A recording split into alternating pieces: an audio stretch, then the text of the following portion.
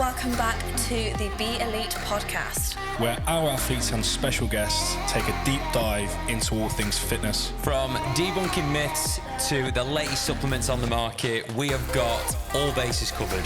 So if you don't want to miss out, follow along for the journey. Hit us up on Spotify, YouTube, all major podcast platforms. And if you're going to be anything, be elite. Right, Mr. Carpenter. Lovely to be sat here with you. We've got a wonderful topic to discuss with, obviously, you and all the wonderful listeners. So, yeah, first-time competitors, tips for first-time competitors. What would you say is like your top 2 or 3 tips before starting a bodybuilding prep?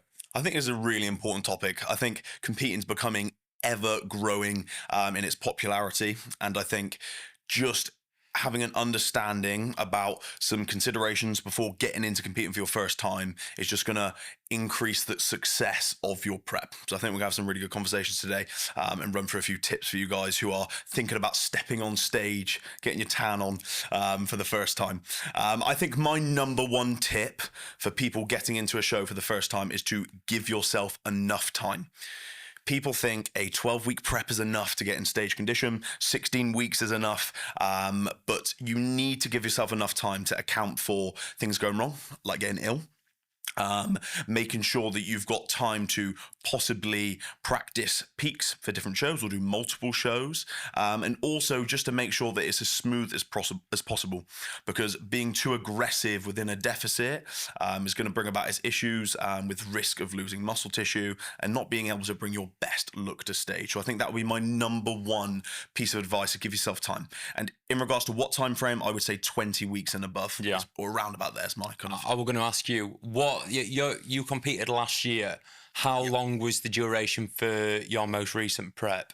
So the actual entirety of prep was up towards 29 weeks. Yeah. And I think as in like an upper end, I don't think I could have pushed on too much further than that either. We initially set ourselves like 20 weeks for the first show. And I actually happened to come in a little bit leaner and a little bit quicker than I initially anticipated. So we done a little bit of a warm-up show because I was ready early. And that's the beauty of it. There was no pressure. There was no stress where I had to try and get ready in time, because I give myself ample time to get there. Yeah.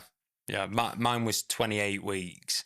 And same as you. I couldn't have gone any longer than that. But equally, like, it was the perfect duration to get it right for stepping on stage. Like, there were no point doing an earlier show because I wouldn't have been in good enough condition to be competitive. And equally, if we'd have done any longer, I'd have just withered away and looked like a swimmer. So that's that. We don't want that. No. I would say my number 1 tip is to make sure that you've got a solid or strong enough why to even entertain the idea of dieting for, 20 plus weeks. If you've not got a strong reason why you want to do it, you will find any reason why not to do it. So, yeah, having a strong enough why. Like, for me, my why has been, for the last few years, to be the very best. And that why has, like, fueled any kind of how that you get thrown at you. Yeah. And I think it will be one of the most difficult things you have ever done. So when those times get really difficult, if your why isn't powerful, it simply won't pull you through those difficult times. So yeah, I think that's a really important point. Everybody can get nice and lean for a holiday, but that difference between really lean or lean for Instagram and stage condition requires that next level. And to pull you through that, I think a why is really, really important. What's your why? I think it's quite easy for us. We want to be the best in the world in our endeavor and in our sport. And I think not everybody can have that why. And I think that's important because we know genetics plays such a powerful role in bodybuilding. And I think not everybody could have that why of, I want to be the best in the world. Yeah. So, my why is to be the best in the world. But I think there's lots of other different whys that don't need to be the best in the world that'll still get you to the stage. Again, taking it back, can you remember your first ever reason why you wanted to compete? Yeah, and it wasn't to be the best in the world when you first started. I wanted to challenge myself and try and push my body to do something that's never done before, been to before, because I always needed that competitive drive, which I lost through stopping team sports. So I needed that different why as such when I initially started competing. So yeah, slightly different than what my why is now, I would say, and I'm sure it's the same for you. Yeah, mate, same for me. When I first started, I'd say that I went into it with like almost like a lot of aggression towards the world. Like I wanted to prove so many people wrong that I'm capable of more than what people think that I'm capable of. And like competing was, I thought it was the perfect outlook for that. Like I'm going to do something that none of my mates have done. No one from my school's done, whatever. And yeah, but then obviously as time goes on, it changes. And when you realize as well, like that why that got me started was pretty stupid because no one cares. Like no one cares as much as what I do. So yeah, that's the why that got it going, but it's not the why that's kept me. But at the time, that was damn powerful to pull you through that initial prep, right? Which is cool. Okay, tip number 3. I think having a lot of external factors in the right place before you decide to prep is quite a selfish endeavor. We know that. So I think you need to have a lot of areas in the right place. Finances, relationships, jobs, to ensure you're in the position to actually carry out and execute a prep. It's a very long period of time, 5 months, to dedicate your life to something, and if the foundations aren't there, it isn't going to go smoothly. No. You hear lots of horror stories of people that, like, you know, lose the jobs, break up with the partners because they've not put the foundations in before prep started. They've just kind of started dieting and essentially messed their life up quite a lot. And I'm telling you from, like, you know, experience, no prep is worth messing your life up. No title is worth sacrificing relationships with your family, your friends, your other half, whatever.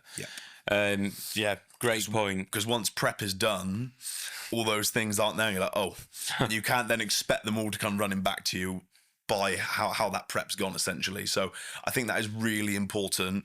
The stage will always be there, and I think there is no rush to get on stage. I think it's so important that you give yourself time to make sure all those areas are in the right spot for a successful prep, and it'll be much more enjoyable. We want people to stay in this sport because they love it and they've had a great experience. And the last thing you want to do is ruin your kind of relationship and outlook on the sport because you've had a negative prep, essentially. Yeah. So I suppose, like, the question that you've got to ask yourself before you start prep is it worth it? And we can sit here and say, yeah, it is, but for you, it might not be. So just have them hard conversations with yourself and just figure it out. And I think it wouldn't hurt to do something like a photo shoot prep first. Yeah. It's a nice introduction into the levels of dedication it might take, and you can almost treat it as a practice prep without committing so many finances and putting your health at slight detriment as well, getting into true stage condition to see if it's for you and if you enjoy it and you love that process. And then that can give you the information you need, whether to then maybe fully commit to a full competition prep. But I think the question of whether it's worth it is down to the individual. And sometimes you won't know until you've done it. Yeah. I think that is part of it as well. But yeah, down to the individual for sure. Yeah.